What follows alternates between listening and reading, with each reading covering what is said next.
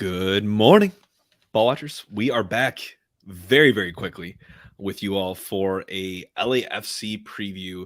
I don't know, Justin, if there's been a home game I've been more excited about than this game on the calendar for this year. I mean, LAFC, they're defending MLS Cup champions.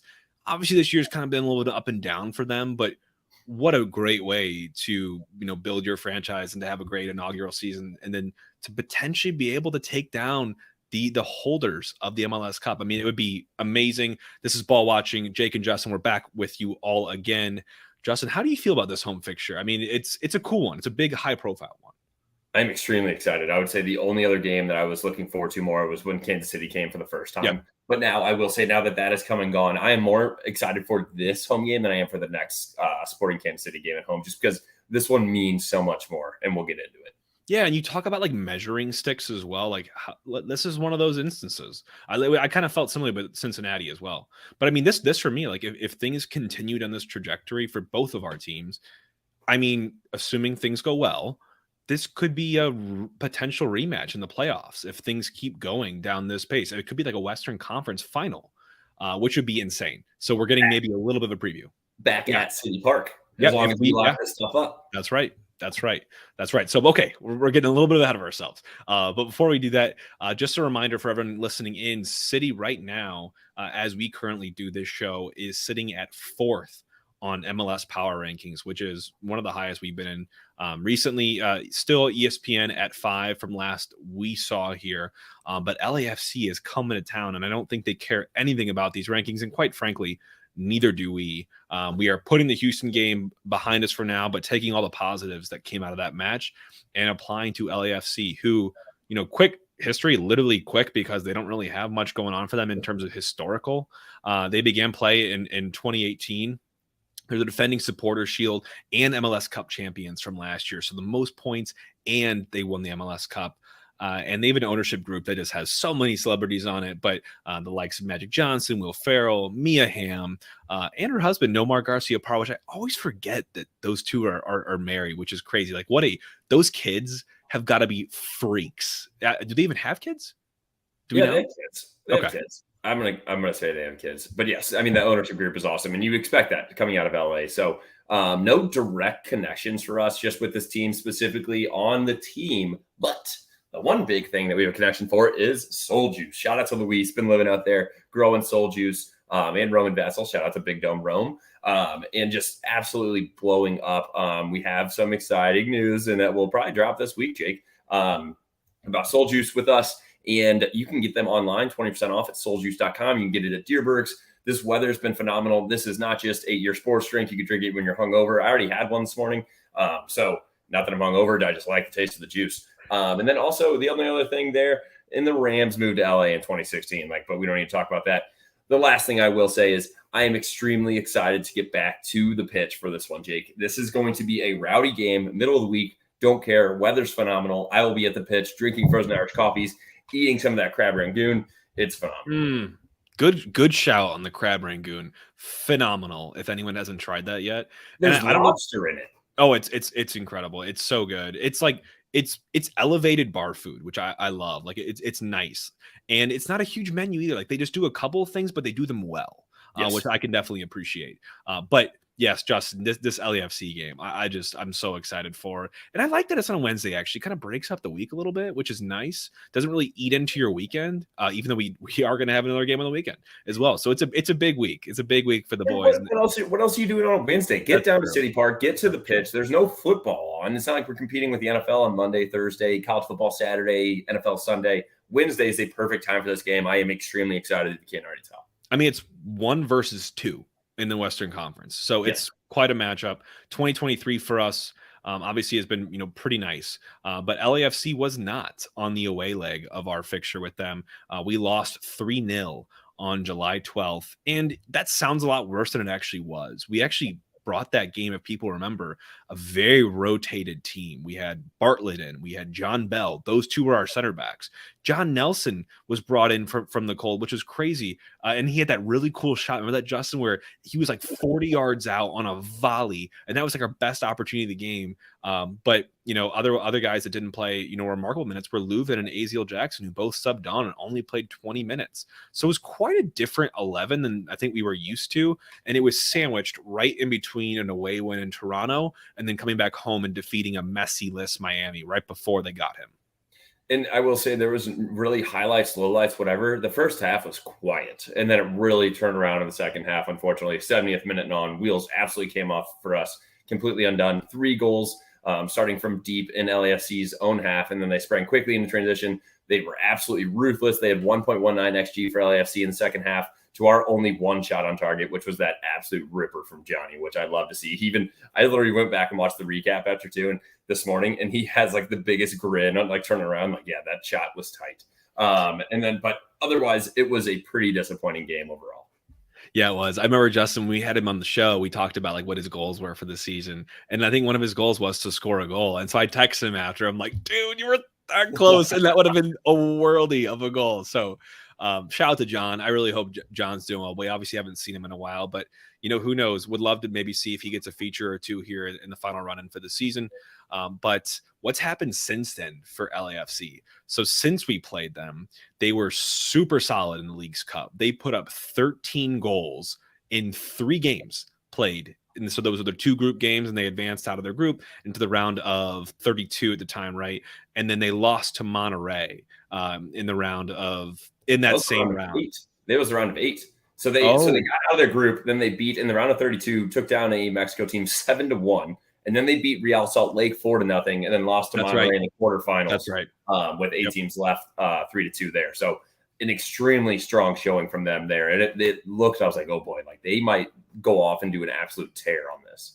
And I thought they were going to, because obviously they did obviously lose in the Leagues Cup, got knocked out somewhat early, so they had some good rest, and they also made some transfers, both in and out. And I really thought that they were just gearing up for a juggernaut of a run, and I'm pretty sure I said that on our show as we were heading into the resumption of MLS play, and that has not been the case for LAFC.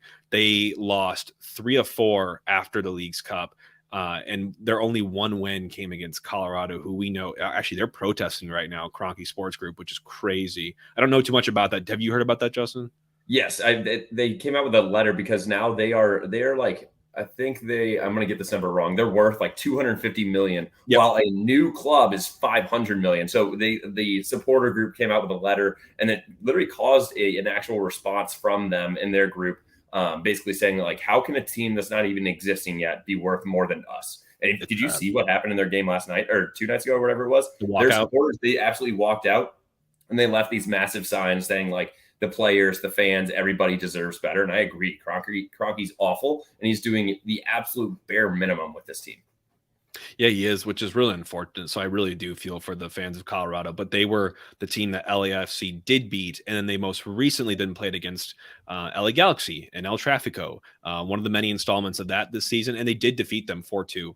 So they have put a foot right ahead of this game coming up against us, but they have us, then they have Philly, then they have RSL and Minnesota. So it's a tough stretch in for them as well. I know we do as well. So it's not like LAFC is just going to walk their way up the standings and really, really challenge us very easily. So they're going to need this game, I really do think, to push us, to really, really push us to the end here. But I talked about transfers, so I just want to do a quick roundabout on LAFC. So it's kind of been a carousel. They've had 2 out. A center back, Mamadou Fall, who's a 20-year-old Senegalese professional, was loaned to Barcelona, which is crazy, through the end of next summer with an option to buy. He's a massively talented and just a massive center back. They wanted some depth there, so they actually did that loan, but I imagine he will not be back with LAFC, at least not for the short term. And then center midfielder Jose Cifuentes, who scored the final goal against us in our last game against them, as a 24-year-old Ecuadorian, played in the World Cup. Big talent, and he was transferred to Rangers in Scotland. So 2 high-profile outgoings for LAFC. And what do they do to circumvent that and bring in some new talent? Well, they went young and they went experienced. On the experience side, they brought in a striker/winger, Mario Gonzalez, who's been lining up in the middle for them recently. 27-year-old Spaniard, joined from Braga on a max kind of targeted allocation money deal, which is like what Berkey's on here. So he's not a DP, but he's getting paid quite handsomely. And he was playing in the Portuguese top flight before that, as well as Belgium. And they brought in some other folks as well, not as big name, but Filip Krastev, who's a 21-year-old Bulgarian who was loaned from the Belgian second tier, and forward Christian Oliveira, who's a 21-year-old Uruguayan who joined from La Liga side Almeria. So they brought in some talent, no one that I think jaw-dropping, but some young talent that I think should make them, more dangerous in the future. We'll see how they integrate for now. Yeah, I think it's important to know some of these transfers, just with them coming into us and still being second in the West. 43 points. They are 12-9-7 with a win-loss draw. Home record of 9-3-3, away record 3-5-4. I feel like that's pretty similar for some of these teams, especially Houston. They were 9-2-2 when we just played them, and obviously we're way better at home. It's a very common theme that you see in the MLS here. Their goals for is 44. That's ninth in the MLS. Their goals against is 34. That is also ninth in the MLS. And Jake, I was just trying to look real quick.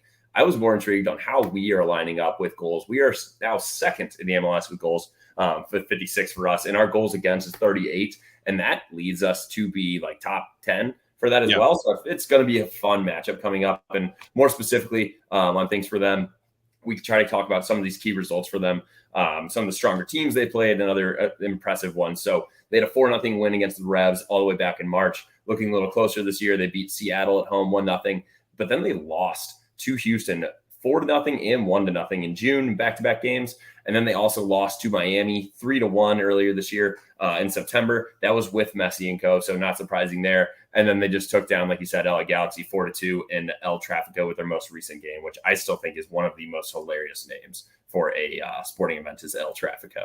Yeah, and El Tráfico is amazing. I really hope that we get a just, equivalent and quirky and clever name, that we don't force it with the Sporting KC thing. I think there's been some good ones rattled out there, but I kind of want it to settle. Like that one came about really quickly because it makes a lot of sense. I mean, you live in LA, you live in the worst traffic. It's brutal. I've only been out there a couple of times, and I can already speak. It's disgustingly awful. And I'm so glad we don't have that here in St. Louis. A little bit different market size. But let's talk about LAFC. Justin, what do they need to do to squeeze into the playoffs here? Obviously not a squeeze, but we've always heard this narrative of they got to push St. Louis City. Can they do it? A lot of pundits said they could. What are they going to need to do? So that's the thing is we talk about magic numbers specifically for us, and that we have not been having the best results recently. But the reason that our magic number is still staying strong for us and continuing to drop is because LAFC has not been doing it. So their magic number right now, they have 43 points, 1.54 matches or points per match with 6 games remaining. So if they want to get home field advantage, they still need 7 more points in those last 6 games. If they want to make round 1, so bypass the wild card, they still need 5 points. And just to lock down the wild card, they still need 2 points. And so their projected points for rest of the season is 9. So looking at that, it's like they're likely just going to get into the round 1, but to really get into that home field, they still need 7 points out of these last games, which, as you talked about, they have a tough schedule coming up. So it's definitely not going to be easy for them. It's not. I mean, we talked about it. It's still so tight below us. I mean, LAFC down to San Jose, which is spots 2 through 7, is 3 points right now. That's a win. I mean, it's crazy. So I bet, though, that magic number for us and LAFC, depending on the outcome of our game, will swing dramatically because the results directly influence where they're going to sit in playoffs. But I do think LAFC will lock up home field. I think they have the quality to do it, and they have not been playing well, but they've been squeezing by. But how are they squeezing by? I think it's in the talents of a couple of key players for them. And you can't look much further than Denny Bouanga. Denny is a left winger and striker for them. He's a 28-year-old professional from Gabon. Put that on a map. I could not locate it. Joined LAFC in August of last year. He played 4 full seasons in Liga 1 from France prior to that, most prominently for AS Saint Etienne, where he logged 26 goals, 13 assists in 96 games played. This season for LAFC, 14 goals, 5 assists. He's tied for the MLS lead in goals for, so the Golden Boot. Most shots on target in the MLS, 38 of those, and most carries into the penalty area. So he's a guy very athletic, very dynamic. When you get him on the ball, he can carry that ball like a running back will. I mean, he just bulldozes down the field. So much speed, so much technical ability. He really is your all-around fantastic striker. I looked up where Gabon is on a world map. And so it is in the middle of Africa, just next to the Republic of Congo, right where like South America would fit in right there. I'm a big Pangea guy. So that's right where it would fit in right there. So is Pangea the right word? Yeah. When the world was all one spot. So it's right there. I don't even know what their population is. That is just a ridiculously small spot. Yeah, but it is. I will say the next guy that we can talk about as I'm actually looking up there are 2.3 million people in Gabon. So I'm shocked this guy is coming from here. And I'm also going to call him Dennis because that's such a loser name. And I feel like Denny sounds cool. So we're just going to disrespect him a little bit right there. Next guy, another guy that they are absolutely just a hell of a combo is Carlos Vela, 33-year-old Mexican, 149 goals, 86 assists in 427 first-tier games. He played for Arsenal, West Brom, Real Sociedad, and LAFC. He's a 2019 MLS MVP with 19 goals and 9 assists. And 72 Mexican international caps. And then also this season, specifically for LAFC, he has 9 goals and 7 assists. He's their captain and their face of the franchise for sure. And by far their leading chance creator. Yeah, amen. Both those two together pair up for some scary times. And then finally rounded out with one of the more, I'd say not as known because he's in the back doing his job, is Diego Palacios, who's their left back. He's 23-year-old Ecuadorian as well. Played professional in Ecuador's top tier prior to his season in the Netherlands. Now worth about $4 million, quickly becoming one of the better left backs or fullbacks in the league. He's got caps for the Ecuador's national team. He's only got 1 assist this season, but a lot of his work is off the stat sheet. He has been their second highest rated player consistently this season, leading the team in tackles and interceptions. Other players on this team you might know of: Kellen Acosta, who plays right midfield or central midfield for them. Obviously a U.S. men's national team guy. Aaron Long, same story. But he and Giorgio Chiellini, who is a legend of the game, most notably, I'd say, from his time at Juventus, those two, Aaron Long and Chiellini, are the center back pairing of choice currently for them. And they've proven to be quite effective. Both, I'd say, on their older side and the slower side. So that gives you maybe a little bit of up and up if you're thinking about how City can get through. But they have been pretty solid for LAFC in locking it down. This is absurd to me. I'm sorry. I am absolutely just going off on this Pangea thing now. That just like continents just like absolutely floated away thousands of miles. Dude, I have no idea. You got to bring on a geophysicist to explain Pangea. Maybe we'll do that for the next interview. Yes, absolutely. I'm gonna be thinking about this a lot the rest of the day. But also, let's get back into it. So their style is Steve Cherundolo is their head coach. He does a 4-3-3. I got the numbers right this time, Jake. So they do not play with 12 guys, like I said on the last game for Houston. They have very strong possession with fast and hard counter passes as well. As soon as they lose the ball, and obviously they look to spring Carlos Vela, Dennis Bouanga. They only conceded 38 goals in 2022, which is the second least, with the ability to kind of sit in deep and kind of soak in the pressure, which we will absolutely be firing on back in St. Louis on Wednesday. Yeah, you wonder what they're going to throw at us here because they can play both games. They can play the high flying. They can also kind of wait and see what we're going to do. If I'm them, I'd play the waiting game and see if we can break them down because they can hurt us for sure in transition, and they did 3 times in very quick succession last game.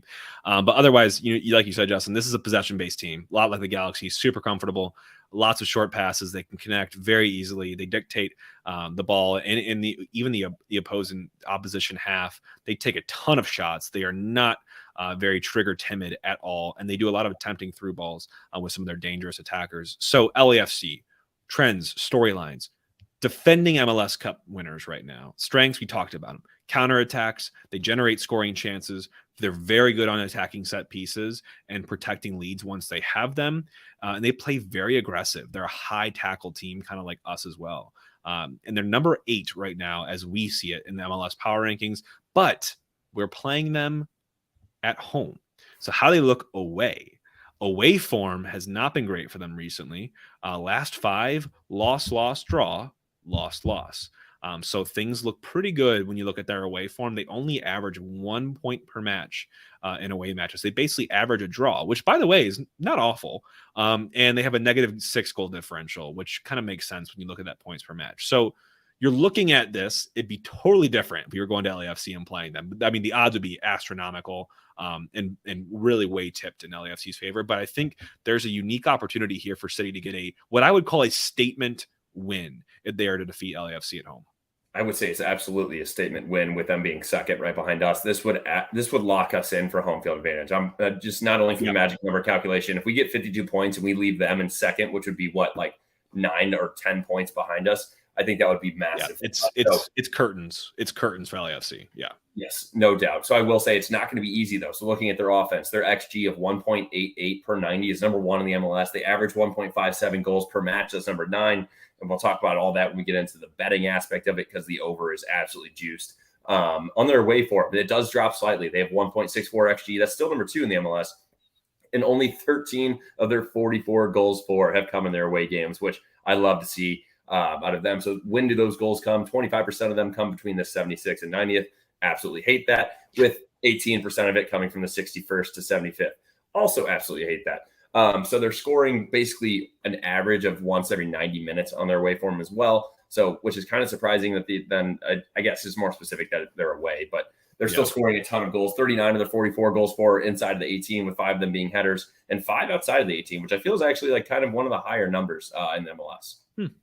Yeah, I kind of think so too. And to go back to the timing of the goals too. I mean, they hit all 3 of their goals in that same time range, that last 15 minutes, which just destroyed us last game. So let's hope that not happen this time around. They're number 2 in shots on target generated in the MLS, number 1 in shots per 90. So this team is just generating lots of chances. They pull the trigger whenever they can. They're also very dangerous from free kicks. They lead the league in free kick shots direct. They're top 5 in key passes into the final third, and passes into the 18. So they do a lot of connecting, not overly direct. They build their way up through the opposition. They attempt a lot of through balls. They also have a lot of corner kicks, mostly coming from in-swingers. So they really do look to challenge the goalie and make them make a decision whether to come out or not, and just create havoc in the box. They have a lot of their shot creating actions from fouls drawn, so set pieces, as well as live passing. Like I said, they can just build up at will. And then in terms of possession, they average just over 50%, so about 51% possession, and they have a top 5 stat in progressive carries and passes. And I think that just speaks up to their ability to drive up the field, connect passes, look for gaps and spaces with your opposition, and pick them apart and pick their moments. So LAFC is a very intentional team. They can play direct for sure, just like we can, but they also have the quality and the patience to possess and just look for those seams and fill them, and then create really good goal scoring opportunities. And then more specifically, when they don't have the ball, looking at their defending form, their XGA of 1.3 per 90 is 5th in the MLS, with a 1.2 goals against per game, which is 7th in the MLS. Both very strong. And their away form, it does drop a little bit. Their XGA of 1.18 is 9th in MLS. 19 of their 34 goals against have come when they're on the road as well. And then this is an interesting one, Jake. So you hit 29% of their goals against come between the 16th and 30th minute. So I will now be looking at what the odds are for us to score in the first half. They concede about every 62 minutes. That will be happening at least twice on Wednesday as well. And they are the 8th least shots on target against allowed in MLS with 107 as well. So a very strong offense, but still a pretty sturdy defense. Yeah. Sneaky good defense. They're a very aggressive team. They're the 2nd most tackles below us in the MLS. And those are spread out evenly across the attacking third, the middle third, the defensive third. So they're very balanced in how they engage teams and where they draw their lines. They also have blocked the 6th most amount of passes in the MLS. So they get in passing lanes. They look to disrupt the buildup of opposition teams. And they've allowed basically, when you look at goalkeeping, they have a 32.1% clean sheet percentage, which is 6th, so pretty solid. But when you look at the individual goalkeeper, they've actually rotated a little bit recently, because McCarthy, who is their usual goalkeeper, has not been doing himself many favors. So they've been rotating him, and I think Crepeau is this guy's name. But basically, their post-shot XG minus goals against are really an indicator of how well their goalkeepers are doing keeping out very solid opportunities out of the net. They're minus 3.5, which I think is the lowest that we might have seen recently, maybe this season. So maybe that stat really says they've allowed an additional 3.5 goals over the course of the season than they were expected to. So goalkeeping, while defense is pretty solid, I would say goalkeeping is a potential weak point for LAFC that we could look to exploit, which pivots us very nicely into the keys of the game. How do we go about winning this? We're back at home, Justin. Tell the folks what it means to be at home for City. It's unreal. Not only the atmosphere, but obviously the boys get fired up and love playing at home. So when we're looking at how we play at home versus how they play away, we are 10-3-1 at home. Absolute just locking up dubs at home, while they are only 3-5-4 on the road. Our last 5 home games are loss, win, win, win, win. So love to see those W's on the board. Massive home field advantage us, more specifically in points per match, and a 31% increase as we get 2.21 points per match at home versus 1.20 on the road. LAFC's last 5 for them is a win, loss, win. And then prior to El Tráfico with the win, LAFC were significantly underperforming, I would say, in these last couple of games, which has allowed us to still just easily sit atop the table in the West. Yeah, and if we break it into offense and defense, how do we go about winning this game? Offensively, I found some interesting things on both sides, but I from looking at them, I think LAFC can struggle to defend on counters and transitions. So I think for us, it's going to be really playing to our strengths. Let's play direct. When we have an opportunity, let's throw numbers forward very quickly. And that requires precision passes and lethal finishes. I don't think their center backs can keep up with our guys, to be totally honest. So I think that is a good spot for us to be in. We have 37 goals for at home, which is insane. Let's ride that wave against this high output LAFC team. They've only conceded 19 goals against away, and that's second best. But let's see if we can change that narrative on Wednesday. So I think how we can do that, you got to start hot. And this is going to get me into my goal for this team offensively. We are the second best first half team in the league. We have yet to be losing at half this season. And yeah, I'm knocking on wood for that, but let's use that for our advantage. LAFC's first half away form is number 24 in the MLS. So they're not a great team, both, in the first half, but first half away especially. So let's use that. My goal for this team is to come out of that first half in a winning position. We know that they concede the most amount of goals from the 26 to 40th minute. Basically in the first half, the middle part of the first half is when they're most likely to concede, and they're most likely to score later on in the second half. So we have to take that first half and put their goalkeeper, whoever it is, if it's McCarthy or Crepeau, whoever that is, you've got to challenge them, defend forward, generate chances, and come out of that first half, hopefully ahead in the scoreline.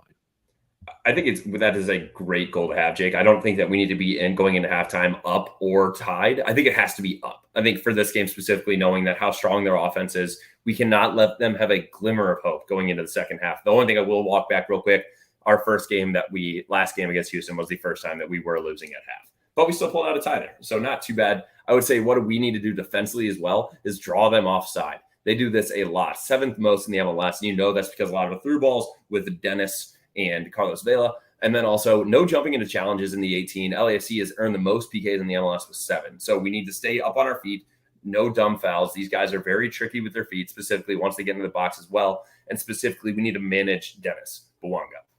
Don't give him space to dribble or shoot. They have so many goals and shots just outside. You talked about it. I think they are one of the highest teams as far as distance per shot. Most of them are outside of the 18. I think they average like 19 yards with those shots. So one of those things is we seem to be extremely tight on our defense for this game. I love you keep calling him Dennis. I know it's on purpose. It's just killing me. A good amount of disrespect is good. It's healthy. And I think for us, the last thing I want to say is I want you to come up with the goal here defensively, Justin. You're a defense guy. You're defense first, but I'll give you some time for it. I want to say for us, for a team that can command as much as they do and that can possess so well and they can be patient, we need to pick our line of engagement. I don't think this is a game where we're, pressing a ton of numbers upfield super high all the time like we did against Houston, because LAFC posed such a threat in behind with their wingers and their attackers, and we saw that on display in our 3-0 loss. So they can hurt you, and they can hurt you quick, or they can make it painful and slow. So I just think we got to pick our moments to set our line in a very, very smart way. And that's going to be on the coaching staff. I'm not here to tell you how to do that. I'm just saying that we've got to be intentional about that, because they can hit you both ways. They're a very well-rounded team. So I really do hope that we're very, intentional, like I said, in where we choose to place our back line. I will say the goal for me in this game is no goals for Dennis. He has 14 goals for this game. I think specifically make them beat us with somebody else. Carlos Vela, sure. And I will say if Dennis doesn't score a goal, Carlos Vela is not scoring 2. So I would be a great goal to not let either of them score. I don't think that's likely, but no goals for Dennis would be massive for us. And with that, I'm going to go more specifically on our back line. I want Roman Berkey to have less than 6 saves. I don't want him to be relied upon in this game. I think we did well in the Houston game. We need to block shots, lock guys up, win tackles, clear the ball. So I'm going to say in total, no goals for Dennis and no more than 5 saves for Rome. Like it. I'm down with that. Good goals. Let's talk really quick before we do. We already did our sponsors, but got to plug the pod here. For anyone listening on YouTube, go do us a favor, please, for the love of God, like the video. I know you love looking at our faces. I'm sure it's really nice. But if you're listening into the pod, also go rate, go leave us a review, go check in. Tell us how you're feeling today. We love to hear from you all. And it really means a lot to get those ratings and reviews. So if you like what you're hearing, let us know. And then finally, Justin, starting 11, rotation will be a theme this week, right? We played on Saturday and then Wednesday and then Saturday again, right? So Carnell's got some tough decisions to make. I think we could be seeing one on the back line. I for one, think we could be seeing Nilsson sit on the bench for this one because of the groin issue, not because of form or anything like that. I could also see potentially a left back switch as well. I think honestly, the back line could change a lot. I still think Parker maintains his place. If I'm going to build my back line right now, if just based on how I saw that game just happen against Houston, I'm going to go back to Markinick on the left back side, but I'm going to sub Yarrow in for Nelson, and then I'm going to put him next to Tim Parker. And honestly, I'm giving Jake the start again. I am giving Jake the start again. I'm nothing against Akil Watts, but I just think he provided a lot of stability and a lot of threat as well. So I'm going to reward him with another go. I'm going to go with, obviously, Berkey. I'm actually going to switch out Markinick. I have not been overly impressed with him. I think he's done all right, but nothing to where he is really proven it to me. I honestly thought, Jake, that he might have been concussed in the Houston game. He took that knock in like the 15th minute. Yep. I'm not making a joke. I think he got actually hit pretty hard. And he's been playing a ton of minutes. So I'm actually going to go in and I'm going to put Nerwinski on the left. I agree with that. I'm going to stay with Nilsson and Parker. I think Nilsson is going to be fine to still play there. And I'm going to put Akil Watts on the right. I think, like you said, Nerwinski is playing well right now. Let's put him over there on the left and let's show he's a physical guy. And I would like to see him kind of bully Dennis Bouanga. I am going with Blum and Leuven right in front of them. I think that's already a staple. Do need to see a little bit more out of Blum there, in my opinion. Is there anything else that you would change? One thing to go back really quick. Back line, I do really expect the back line to be very different in this game. So keep an eye out there. I'm going to actually go Leuven Indy on my two midfielders. I'm still going back to AZ up top. Or either way, I'm either going AZ for Blum or Indy for Blum or Indy for AZ. That you've got to find a place to put Indy into this team. So that's my one thing I'll say there. I will say, so I like that whenever we describe this, we go with like a 4-2-3-1 essentially. That adds up to 10. Okay. Yep. Yeah. I would say that I think Stroud did well. He could stay on the left. I'm going to go with Nico in the middle underneath of Joao. And then I'm going to put Indy on the right. Let's let him and Stroud cut in with the right and left foots and kind of whip balls in that way. So I want to put, and Celio just started in upper right. I know we've had like Alm there a couple times, Ostrak. I think this time Indy gets that spot and you start with Joao up top and Nico right below. Let's have that connection and get fired back up.